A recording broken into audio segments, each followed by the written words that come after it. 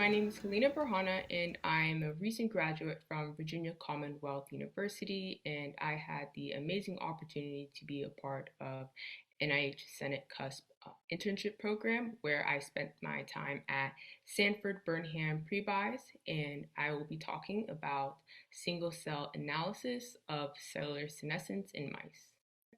So some background information about cellular senescence is that it is characterized by the cell cycle arrest in the G1 or G2 phase, preventing the proliferation of damaged cells.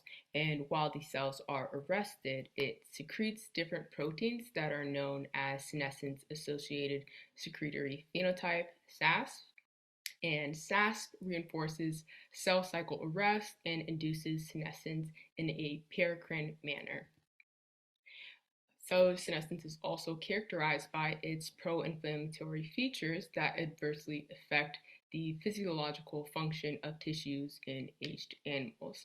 And it can be induced by multiple factors, some being damage to DNA, shortening of telomere, organelle damage, loss of tumor suppression function, oncogene activation, or epigenetic changes.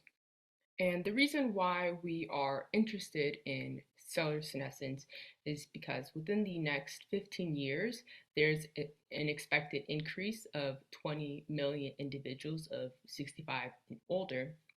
And so it is critical to investigate the cellular senescence in order to understand the role of aging and age-related diseases.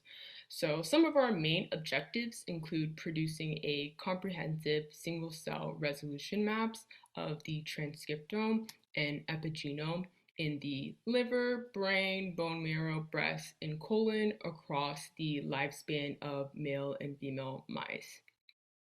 Another main objective is to assess and compare the tissue-wide effect of xenomorphics, which are drugs that modify the senescent phenotype and suppress the inflammatory phenotype of senescent cells, as well as senolytics, which are drugs that kill senescence in degenerative pathologies of aging and age-related diseases. And we will validate these tissues before using expensive assays like MERFISH, which is a multiplexed single-cell transcriptome technology. And to validate these tissues, we chose histological assays such as immunofluorescence and immunohistochemistry.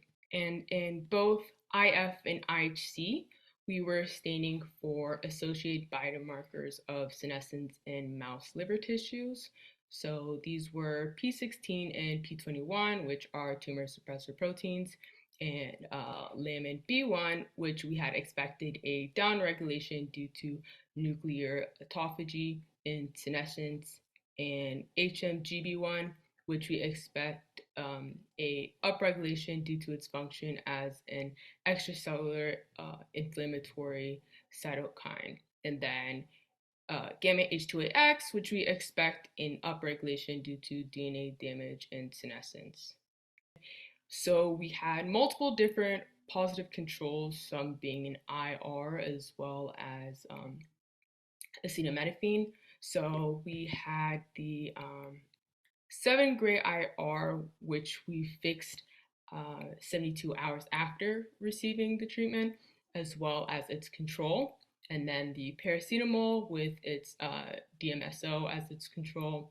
Then the 7-gray IR with the 7 days after in its control. Then the 4-gray IR in 2 hours after in its control. So here we have the 2 hours IR condition, and as you can see the staining here for gamma H2AX, we have this nuclear staining, which we had expected, and then no staining for the IgG and the secondary only, which is good, which means that our secondary, gamma H2AX antibody is selectively staining. And here for the same 2 hours IR condition, we have the lamin B1 staining, and there is that nuclear envelope staining, which we had expected, which is good. And then here is the paracetamol and DMSO conditions for the lamin B1 antibody. And as you can see, there's an increase in the nuclear envelope staining for the DMSO compared to the paracetamol, which is good. It's what we had expected as well. And here is the P16 staining for the same conditions, the paracetamol and DMSO. And unfortunately, we didn't see any stainings for the P16, and we saw this like high background, and same for our P21 staining for the same condition. So we actually went ahead with going to do IHC to help eliminate that issue. And here is the lamin B1 staining, and in the 72-hour 7th grade condition. So we see more staining within the control compared to the IR, which is good. It's what we had expected. And here is HMGB1 for the 72-hour 7th grade condition, and we see more of that cytoplasmic staining in the IR condition compared to its control, which is what we had expected. And then here is the P21 staining, and we actually used a biotinylated secondary to help amplify our signal.